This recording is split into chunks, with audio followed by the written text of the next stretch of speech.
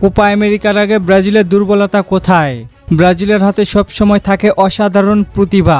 Vinicius Junior, Rodrygo Goes, Bruno Guimaraes সহ একাধিক খেলোয়াড় নিজেদের সামর্থ্যের প্রমাণ দিয়েছেন। কিন্তু প্রশ্ন হলো, এত প্রতিভা থাকার পরেও ব্রাজিলের সবচেয়ে বড় দুর্বলতা কোথায়?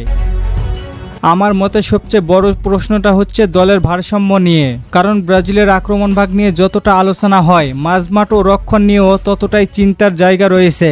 বড় কোনো টুর্নামেন্টে শুধু আক্রমণ দিয়ে সফল হওয়া যায় না, মাঝমাঠকে ম্যাচ নিয়ন্ত্রণ করতে হয় এবং রক্ষণকে চাপের মুহূর্তে ভুল করা থেকে বিরত থাকতে হয়। বিশেষ করে মাঝমাঠে ব্রাজিলকে নতুন সমাধান খুঁজতে হবে। আগের প্রজন্মের অভিজ্ঞ খেলোয়াড়দের জায়গায় এখন নতুনদের দায়িত্ব বাড়ছে। এই তরুণ খেলোয়াড়দের প্রতিভা নিয়ে সন্দেহ নেই, কিন্তু আন্তর্জাতিক ফুটবলে বড় ম্যাচে অভিজ্ঞতার বিষয়টিও গুরুত্বপূর্ণ। কারণ কোপা আমেরিকার মতো টুর্নামেন্টে প্রতিটি ম্যাচে চাপ থাকে। একটি ভুল পাস, একটি ভুল পজিশন কিংবা কাউন্টার অ্যাটাক সামলাতে না পারা, এসব ছোট ভুলই ম্যাচের ফল বদলে দিতে পারে। রক্ষণ ভাগেও তাই গুরুত্বপূর্ণ। ব্রাজিলের দলে ভালো ডিফেন্ডার আছে, কিন্তু জাতীয় দলে নিয়মিত একসঙ্গে খেলে বোঝাপড়া তৈরি করা সহজ নয়।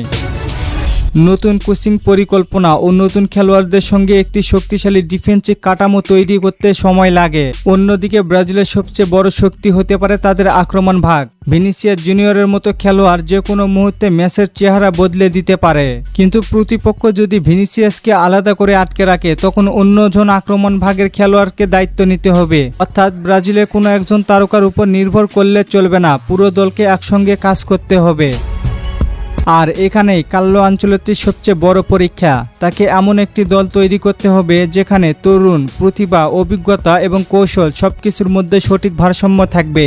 তাই কোপা আমেরিকার আগে ব্রাজিলের সবচেয়ে বড় দুর্বলতার কোনো নির্দিষ্ট খেলোয়াড় নয়, আসল চ্যালেঞ্জ হলো একটি নতুন প্রজন্মকে নিয়ে শক্তিশালী ও ভারসাম্যপূর্ণ দল তৈরি করা। ব্রাজিল কি এই সমস্যাগুলো কাটিয়ে আবারও কোপা আমেরিকায় অন্যতম ফেভারিট হতে পারবে? আপনার মতে ব্রাজিলের সবচেয়ে বড় দুর্বলতা কোথায়?